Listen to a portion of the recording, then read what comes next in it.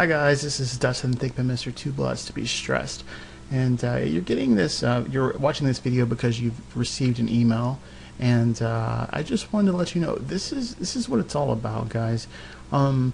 You're actually I know this. The whole email is about Mondays and how horrible Mondays are, but the real point is that you can do better than what you're doing now.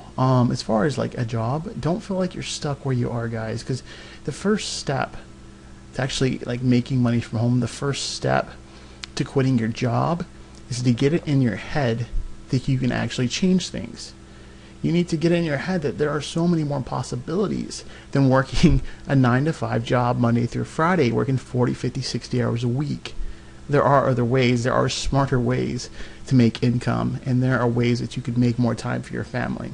So I want to show you this video. It's by a guy named Les Brown, and he's one of the most inspirational speakers I've ever seen. But he talks about how it's possible, the things you want in life, the goals you have, the kind of house you want to have, where you want to live, the activities and time you want for your family. It's completely possible, guys. This is the first step. You need to get your mind in the right place. And once you do that, it paves the way for everything else. So go ahead, watch this video, click below in the description and add me on Facebook. I'm going to send you a free book, and I want you to start reading that book. This book will help get your mind in the right place.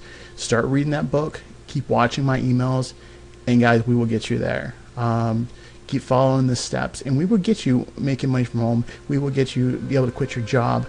We just need to get your mind in the right place and then get you to work, and we can get this done, guys. So this is Dustin, Mr. Too Blessed to be Stressed.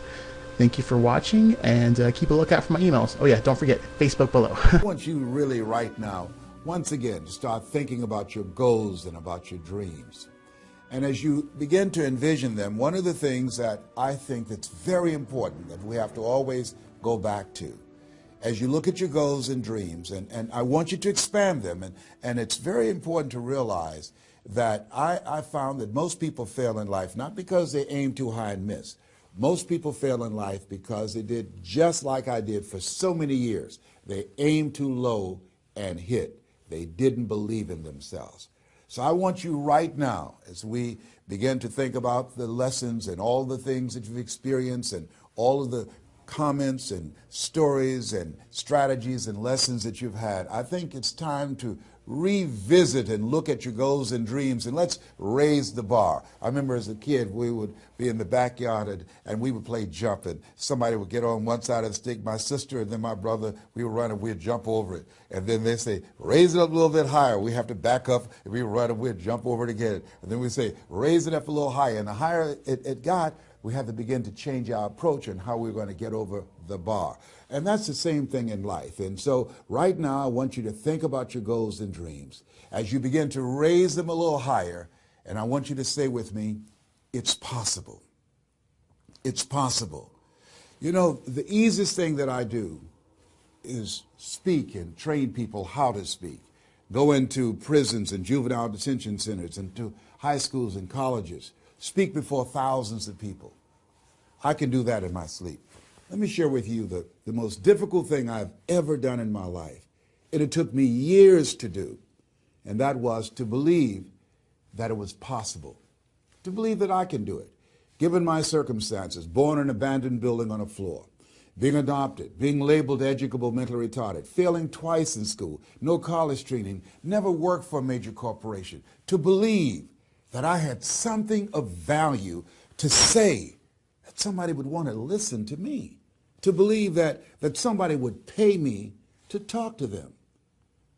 Have you ever thought about something you wanted to do and you talk yourself out of it? I remember going to see Zig Ziglar, who I consider the #1 motivational speaker on the planet, and Dr. Norman Vincent Peale when he was alive, and Robert Schuller. I used to see them and I would be so pumped up and inspired after hearing Jim Rohn, who recently passed, one of the great motivational speakers of all time, and Charlie Tremendous Jones. And I would go to my car pumped up, saying, yes, yes, yes, I can.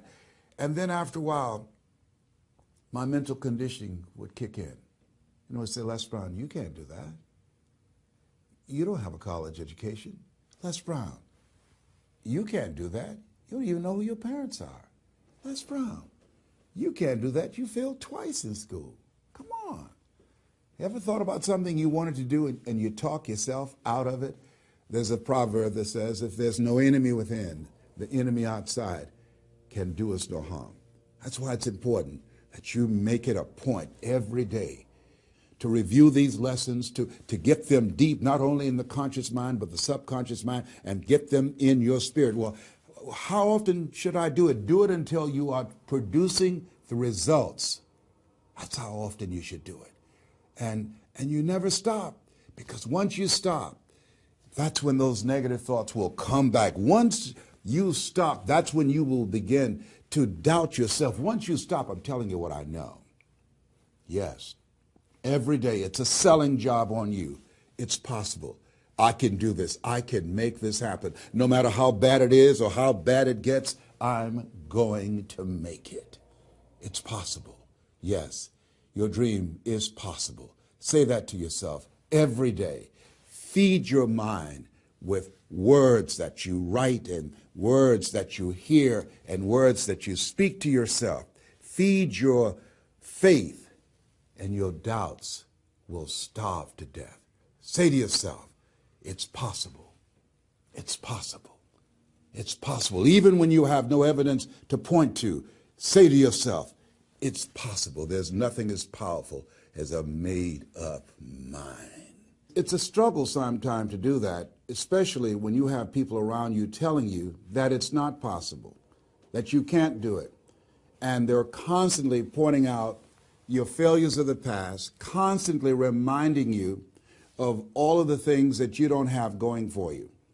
I'm reminded of the story of two little boys that were playing on some ice during the winter.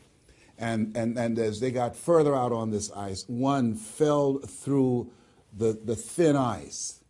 And so the little fellow that was still on top of the ice, he was trying to save his little buddy. And he couldn't reach him. He was trying to pull him. He could see him through the thin ice as he got further away from him, struggling. And he couldn't reach him, and he's trying to break the ice, and he couldn't do it. And he looked around, and he saw a tree in the distance, and he ran, and he got up on the tree, and he pulled and broke down an enormous-sized branch and came back and savagely began to beat that ice and broke it. And miraculously, he saved his friend. And when the paramedics came, and they were able to revive this little boy, they were scratching their heads. They're trying to figure this out. Said, how could this little pruny fellow go up in a tree and break off a branch this size and then come back and beat and break the ice and save his friend?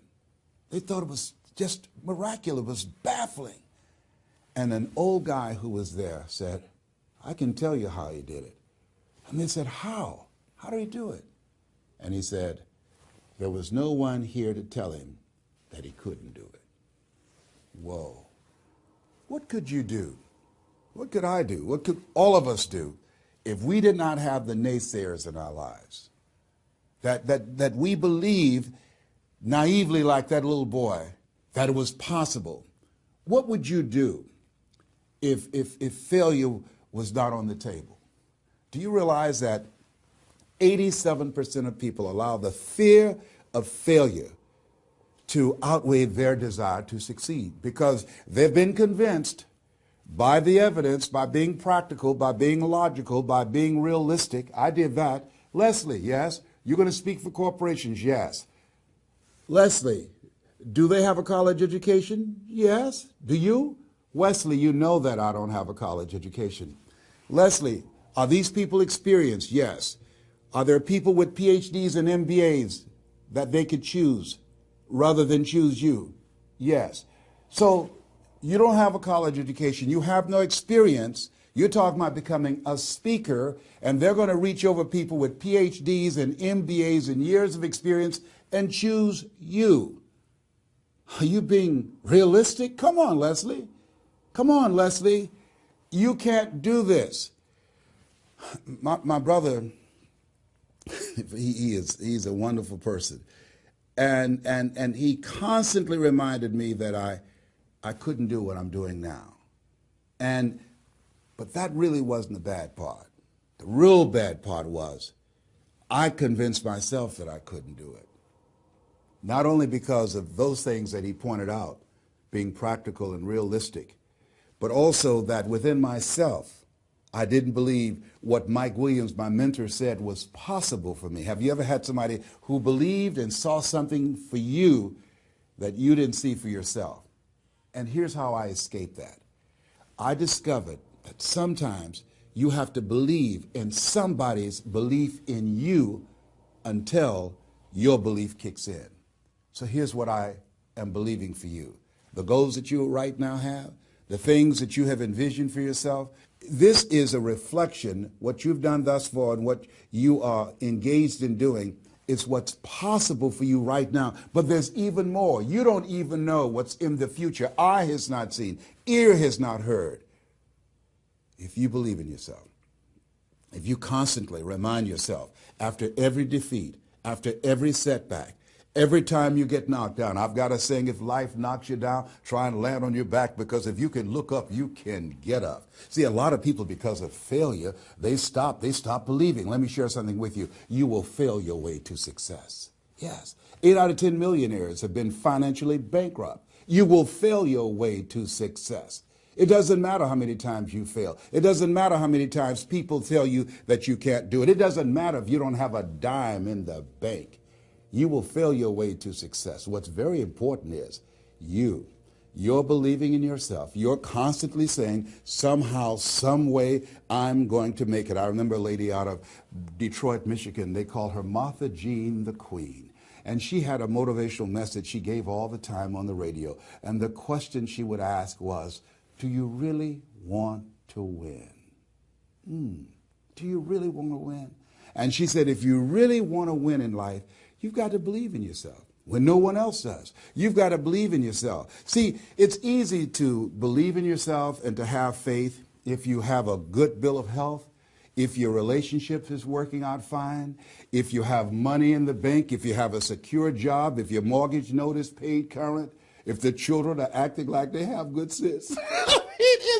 It's easy. If you go to a doctor, they say, oh, you're doing real good, I'll see you next year. It's easy to have faith then. Let me tell you when it's really tough to have faith. When you lose your job, when you lose your retirement, when you go to the doctor and they look at you and say, you have cancer. Cancer is the most feared word in 7 different languages. That's when it's tough to have faith then.